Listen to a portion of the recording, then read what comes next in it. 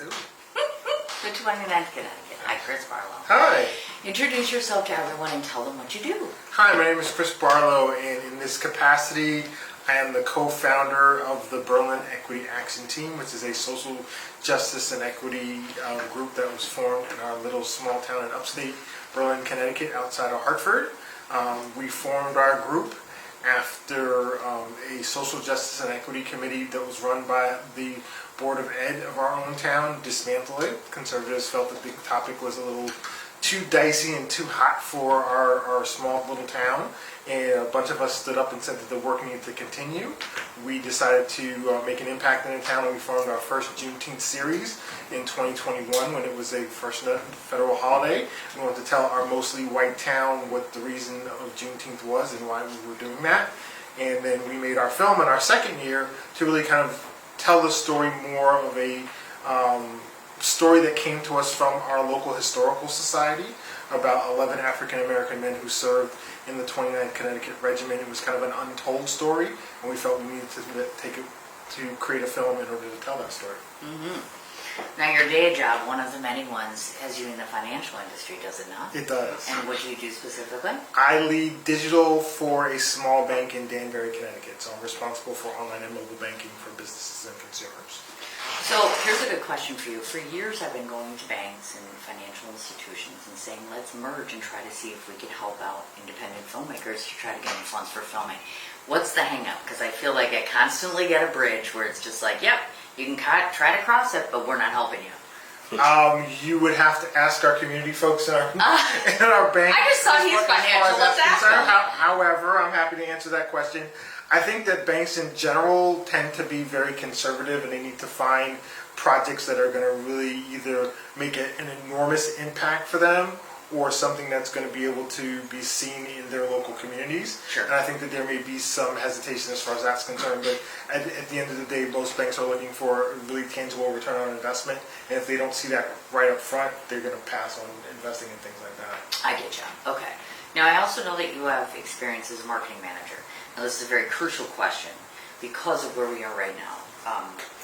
90% of what I do at this festival requires me to remind people how much marketing and promotion means when it comes to independent film and getting it out there. Any advice or anything that you can share relative to how important you feel marketing is in this world?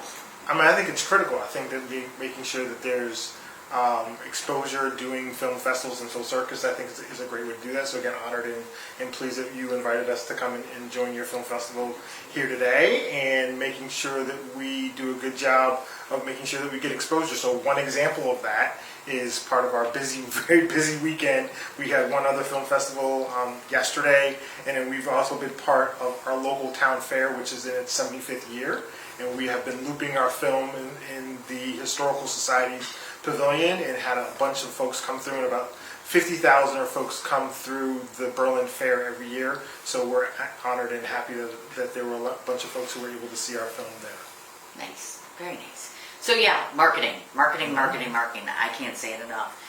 One of the items that I found about you, you used to or still do volunteer for St. Joseph's Parenting Center. I do, absolutely.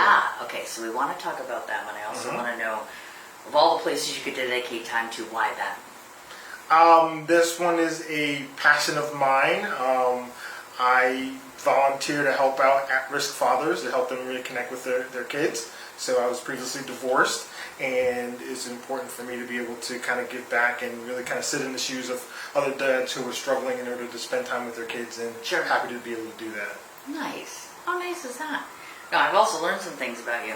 I can tell you Chris likes 4 things: cats, music, Star Wars, and his children. I've noticed all of those. Yeah, I was like, how cool is that? So you got to give it up. Star Wars. Who's your favorite character? Ahsoka by far, no question. Seriously? Absolutely. Absolutely. Have been a fan since the cartoons. Oh my God. Since the original Clone Wars, and it's Rosario Dawson. Oh my God. When I saw the face even before she was cast, and I was part of the group who wrote in to have her cast for the role. Oh, nice. Immediately I said, if she ever does live action, it's got to be Rosario Dawson. How cool is that? Look at that. I also know you went to, I've never been to the Neon Museum in Vegas. Is it worth going? Because I've looked at that. It's super cool, Is it? actually. It's a short visit, but it's super cool. Some of the old signs from the 50s, 60s, and 70s are there, and it's really kind of nice to go towards dusk when they start to light up. Yeah. So it doesn't take a whole lot of time, but some really great photos and great Instagram opportunities at the Neon Museum in Las Vegas. Very, very cool. Now, as you might know, there's a shirt that reflects here, the 29th Connecticut, and of course the Berlin Equity Action Team. We want to talk about the Action Team. Tell us a bit about who they are and what your main goal or mission is. We are a group of about 6 or 7 folks from our small town of Berlin, Connecticut, and we are charged with helping to tell diversity stories in our small, mostly white town in central Connecticut. Oh, wow. I want to ask this question. I know your education is in organizational behavior. So I'm always fascinated. It's always that gap. It's like, okay, how does somebody decide that they want to get into motion pictures in a field that doesn't necessarily align with that? So, like, what happened? Like, you're just going along and you're like, this opportunity came, or? Oh, what happened was we were out on a walk one fall day about 3 years ago when we came across a racially insensitive display that was put together by our local high school. We took a picture of it. We kind of complained to the school board. They invited us to said social justice and equity committee that was run by the Board of Education. We were in classes. This was kind of during when COVID happened. We were in Zoom classes, and we had them once a month that were run by a wonderful facilitator also out of Connecticut. But again, as the topic got a little hot and they decided to dismantle it, a bunch of us stood up and decided that that work needed to continue. And the film basically came out of basically trying to get a impactful story, and especially do a great job with the story that the Historical Society, who we've aligned with as a strategic partner, and I've actually now been asked to be part of the board, and I'm now a board member, and they wanted to look for ways to tell the story. So how the film came about was we had already done one Juneteenth the previous year, and we were going to do our next one, and there's a local Civil War reenactor who works for the Connecticut State Library who does an impersonation of one of the soldiers in the regiment. Not one of the ones in our film, but one of the soldiers in the regiment. We were going to film him. We did a bit of research at the New England Civil War Museum and wanted to learn a little bit more about the battles and what the context of the rest of the war was. And that was just basically going to be our film, and we we're going to show it just for our small audience. We did a Hail Mary pass, and we reached out to an award-winning film company called the Wide Awakes Film Company out of Kansas City, Missouri. We had watched a film that they had done on the Curiosity Stream streaming platform that talked about the Wide Awakes movement. In the Berlin Historical Society building has a Wide Awakes lantern, which is its prized possession. And a little bit about the Wide Awakes is they were a political club from 1860 who were charged with getting Abraham Lincoln elected and also abolishing slavery. The folks in the Historical Society didn't know a whole lot about the Wide Awakes story as much, and we started doing a whole bunch of digging and found out about that. And again, kind of the name came from them, and the Wide Awakes Film Company was formed in the late 90s. Sure. Someone else who found that particular movement pretty passionate, and the guy called me back about a month later after we reached out to him and decided to make the film. So we got a grant in order to do the film, and they did a fantastic job. We far exceeded expectations. Very, very cool. Awesome. Okay, I have questions. Okay. Okay. First of all, this is a true life story that you're doing. And so when it comes to things like that, there's always intensive research, and there's usually a process involved with that. So tell me a bit about how long it took, and moreover, why this story? Because there's so very many that could be told. The research took about 4 or 5 months to do so. I am not a Civil War historian, nor am I a historian in general, but I just kind of jumped with it, both feet in order to learn more about this particular story and these men specifically. The story of the 29th is one that I had known. I'm actually originally a Connecticut resident and was born in Hartford, so at least I knew about the 29th Connecticut as an African-American man growing up in the state of Connecticut.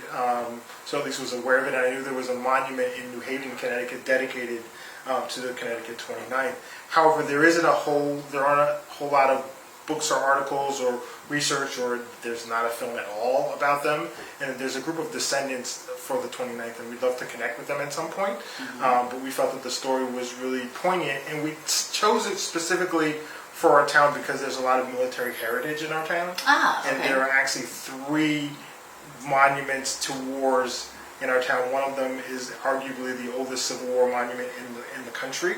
However, there aren't any black names or black faces on any of those monuments at all. We felt it was an important story to make sure that we put that across, to say that these men were competent soldiers that was talked about in the film, that these men were the first regiment of any race to take the city of Richmond, and that these men were also on the ground in Texas on the original Juneteenth. And we wanted to show the demonstrated ties to the Juneteenth holiday for our white residents in Berlin, to let them know about the importance of the holiday for our nation. Gotcha.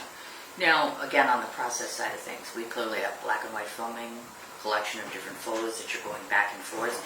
How hard is that to do it from a technical standpoint for a filmmaker? That's a good question, and I'm not sure. I'm not sure I'm qualified to answer. I thought I'd try that. It though. but however, what I will share is, at least as far as some of the research is concerned, definitely big shout out to the Middletown Military Heritage Museum, who had a number of historical books that talked about the Civil War, and many of the pictures that were in the film came from those books. And again, those research and the military librarian, if you will, who was there, really helped to point me in that direction. I said, I'm looking for more information about the Connecticut 29th. They were aware of them. Yeah. These battles during these particular years and periods. Here, look at these books. These are the kinds of things that you may want to do. So that's kind of where that went. From a panning perspective, I would imagine filmmakers can help to figure that out from a technical perspective, but we help to give them the raw materials in order to make that film. Gotcha. Now, I also want to ask, clearly another film of narration, and that voice is so very suited. I love that. Who is the person? The name escapes me at the moment. However, I'll get it back from you. It's been hired from the Wide Awakes Film Company out of Kansas City, Missouri. Nice. Okay. So they did a great job. I'll tell you an interesting story. The name of our town, or at least according to some of the locals and the townies that we like to call them, pronounce the name of the town Berlin, which is different than Berlin, which you would think phonetically the way that it's spelled and named after the city in Germany. Yes. It was important for us to make sure that when we were screening the film, that the way that the locals pronounced the name of the town came across, and we actually had to go and write out for the narrator the fact that it was Berlin, and we did 4 R's to make sure that they knew to pronounce it with that kind of enunciation. And some of the rough cuts that we did before was someone who hadn't done it that way, and as we were sharing that with some of the locals, they definitely cringed every time they said Berlin and not Berlin. So. Gosh, thank you for that, by the way. Your story has many, many themes to it. We talk about freedom, we talk about the deaths that went on in war, slavery, discrimination, you name it. 198 people, men, lost in battle. That's a lot. It's very heavy. It makes all of us think and process and go back to our history and think about how far do you think we've come from that point to today? I think we've come a long way, and I still think that we've got a tremendous way to go. I think that the fact that we've got a national holiday for Juneteenth is indicative of the fact of some of the progress that we've made. I think the fact that we've got a black woman running for president as we speak today, I think that that's another thing that's indicative of progress. The fact that we've got rumors out there about black immigrants who are eating cats and dogs, I think shows that we've got some work to do as well. So definitely from a racial climate perspective, the United States still has a lot of work to do. I'm hopeful that stories like this, like what we put together, helps to demonstrate the important contribution that black Americans have made for our country. You bet. And then I love how at the very end with the names of the soldiers and the recognition, which is absolutely a beautiful remembrance. So when people watch this film, what are you hoping, if there's maybe one predominant thought that they should walk away from or think about or consider, what is it? But these men were heroes. These were American heroes. They, sacrificed their lives. 3 of them actually died in battle, at least the ones from our town specifically. And that these men were heroes, and without their sacrifice and their military valor on the battlefield, we might be the Confederate States of America instead of the United States of America. Oh, you bet, absolutely.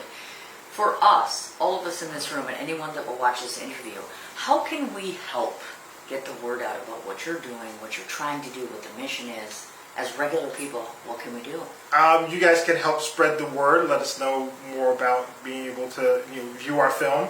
We actually are working on and have a project to build an interactive exhibit in our oldest standing structure in town. It's called the Worthington Ridge Meeting House. Nice. And we'd like to be able to have interactives, kiosks, things of that nature for them to be able to dig into more of this story as well as the rich abolitionist history of our town. So in addition to just the soldiers, there were a couple of stops on the Underground Railroad. Our town has a connection to the Amistad story. So there's a lot of interesting, really great Black American history in our town, and we'd love for people to learn more about it. Come to Berlin and come visit. Nice. I would like that. I absolutely would.